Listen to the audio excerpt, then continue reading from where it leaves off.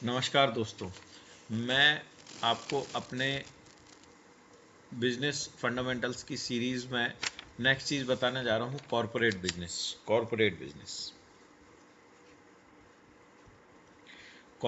Business में क्या होता है? सबसे पहले जैसे मैंने आपको पहले बताया था प्रोप्राइटरशिप के बारे में, पार्टनरशिप के बारे में।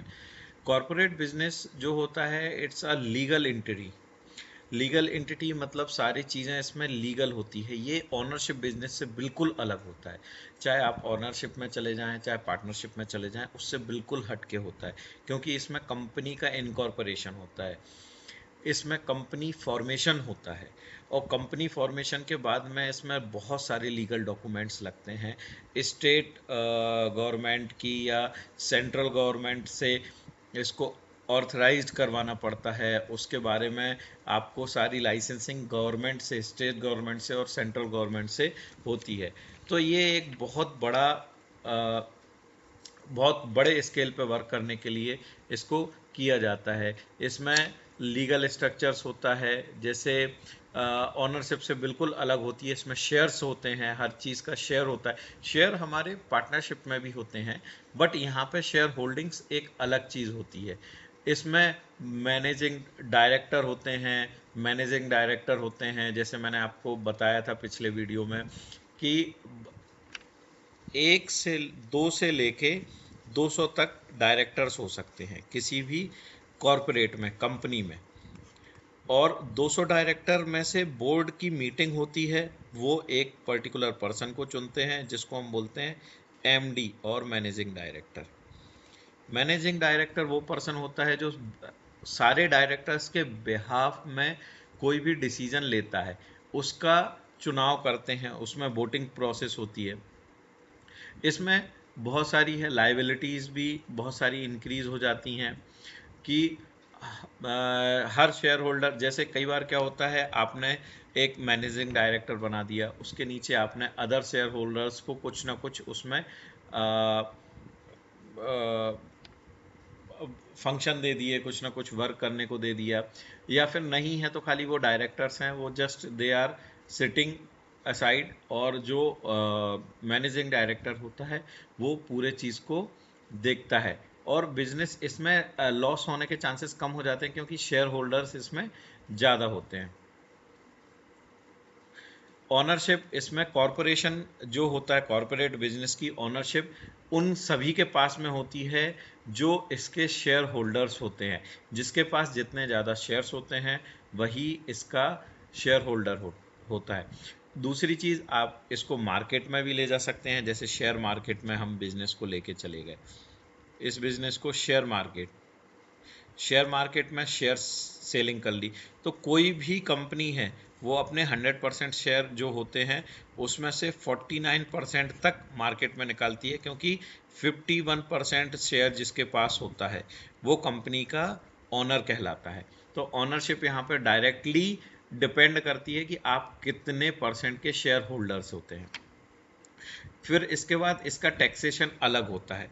जैसे प्रोप्राइटरशिप या पार्टनरशिप में अगर शेयर्स टैक्सेशन की बात करें तो वहाँ पे एक कॉमन टैक्सेशन होता है, लेकिन यहाँ पे टैक्सेशन में डिफरेंस आ जाता है। टैक्सेशन में डिफरेंस ऐसे आ जाता है कि जो टैक्स लगता है, कंपनी का टैक्स अलग होता है, कंपनी अलग से टैक्स देती है। और जो डायरेक्टर्स होते हैं, डायरेक्टर्स अपना टैक्स अलग देते हैं। डायरेक्टर्स अपना टैक्स अलग देते हैं। फिर इसके बाद में और गवर्न जो होती है पूरी की पूरी कंपनी, वो गवर्न होती है by the board of directors. ठीक है ना, वो पूरी कंपनी को रन करते हैं, उसको डिफरेंट लेवल पे लेके जाते हैं, उसको डिफरेंट सेपरेशन करते हैं और उसको चुनाव करके एक पूरी की पूरी प्रोसेस होती है।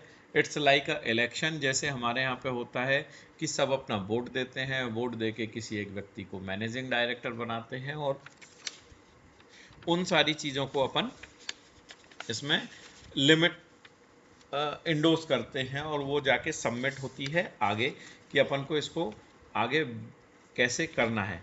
अब हम बात करते हैं कि ये तो हो गई बात कंपनी फॉर्मेशन की। तो इसमें सबसे पहली चीज़ है, हमें परमिशन कहाँ कहाँ पे लेनी पड़ती है। सबसे पहले तो स्टेट से हमें परमिशन लेनी पड़ती है।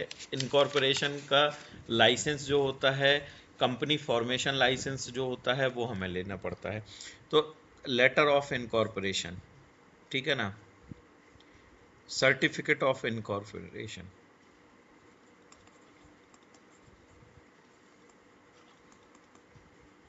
इनकॉर्पोरेशन बेसिकली ये काम होता है सीएस का, जो कंपनी सेक्रेटरीट होते हैं, सीएस आप लोगों ने नाम सुना होगा।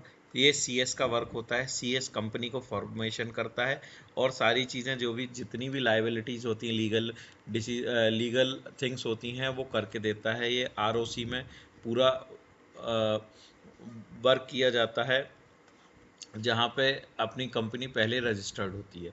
फिर इसके बाद में आ जाता है आपका रिक्वायरमेंट कि आप इंडस्ट्रियल लाइसेंस जैसे अगर मैं अपना एक स्टेट में बिजनेस करना चाह रहा हूँ, जिस सिटी में मैं बिजनेस कर रहा हूँ, वहाँ के नगर निगम से एक इंडस्ट्रियल लाइसेंस मुझे इशू करवाना पड़ता है। इंडस्ट्रियल लाइसेंस कि हम किस चीज़ की मैन्युफैक्चरिंग कर रहे हैं, किस चीज़ का प्रोडक्शन कर रहे हैं, उसके लिए एक लाइसेंस लगता है।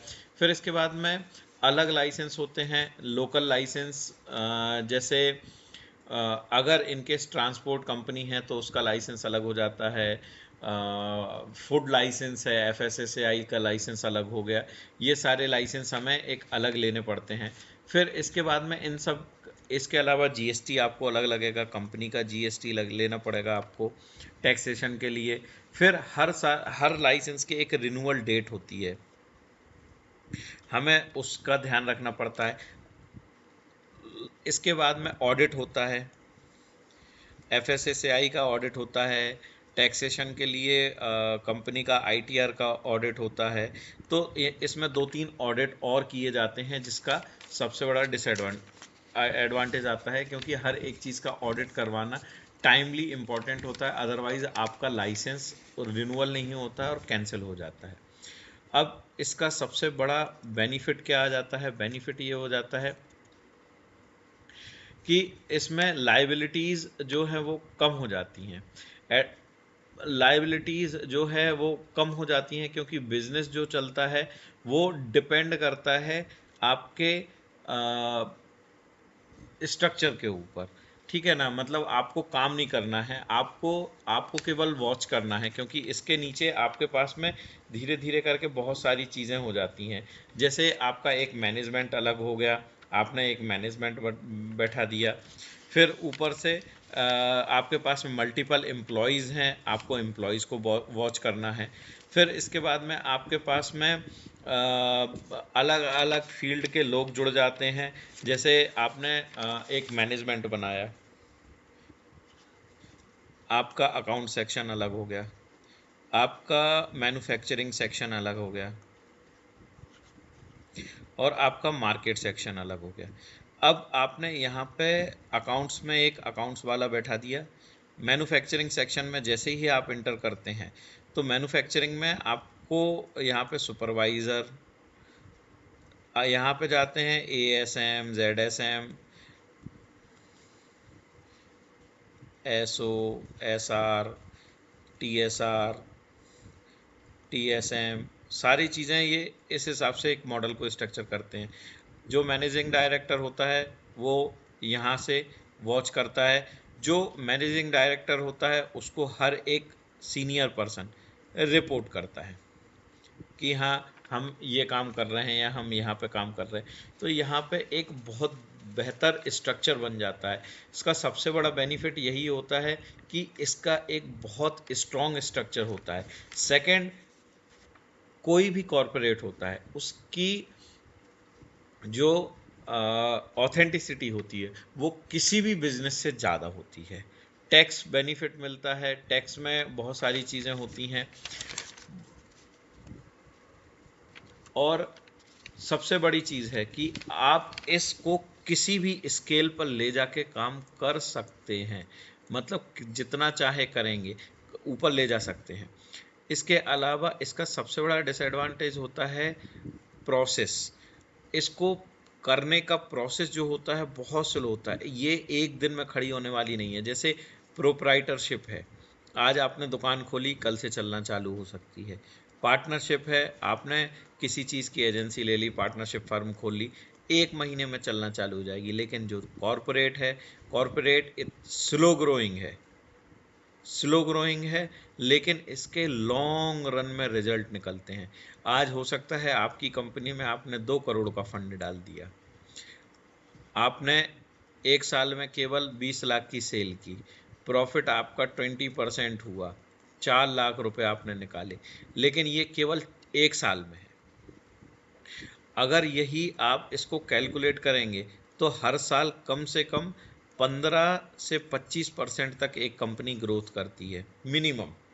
अगर मान के चलिएगा कि आज आपका 20 लाख का टर्नओवर है, तो अगले साल आप इसको 40 से 60 लाख तक पे भी ले जा सकते हैं, 40 से 60 लाख तक पे भी ले जा सकते हो। अगर मान के चलिए कि अगर आपने पहले साल में 1 करोड़ का टर्नओवर किया, तो नेक्स्ट ईयर जो टेंटेटिव होता है 1.5 टू 2 CR का आपका रोटेशन हो जाएगा, और कंपनी केवल यहीं पे बेनिफिट करती है।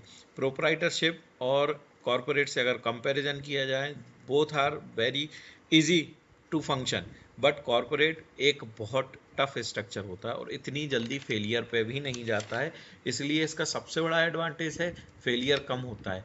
दूसरी चीज़ है, कॉरपोरेट लेवल पे हमें फंड्स बहुत इजीली मिल जाते हैं, एसेट्स हम बहुत सारे खड़े कर सकते हैं, और आपको इन्वेस्टर मिल जाएंगे, आपको मल्टीपल इन्वेस्टर्स मिल जाएंगे जिनको आप अपने शेयर्स बेच के और फंड इकट्ठा कर सकते हैं।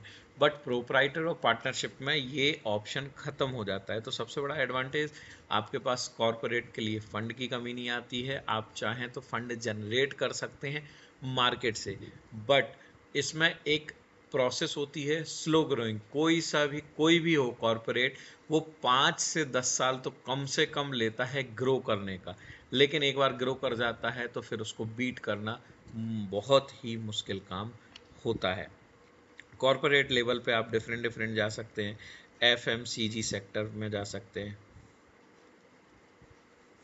आप, मतलब फूड मटेरियल जो होते हैं अपने खाने पीने के, चिप्स के, ऐसे सेक्टर में जा सकते हैं आप, मेडिसिन सेक्टर में जा सकते हैं आप, ऑटो पार्ट्स सेक्टर में जा सकते हैं।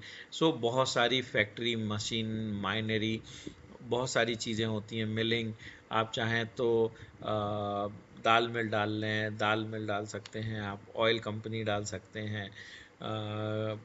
आजकल बहुत ज़्यादा चल रहा है कोकोनट ऑयल और cold pressed oil like peanut oil. तो ऐसे आप बहुत ज़्यादा अच्छे बिजनेस हैं जिनमें आप जा सकते हैं कॉरपोरेट लेवल में। अगर आपको और भी इसके बारे में कोई जानकारी चाहिए हो तो आप बता सकते हैं, मुझे कमेंट सेक्शन में कमेंट करके बताइएगा कि आपको इसके बारे में और कोई जानकारी है। मिलता हूँ मैं नेक्स्ट वीडियो में। नमस्कार।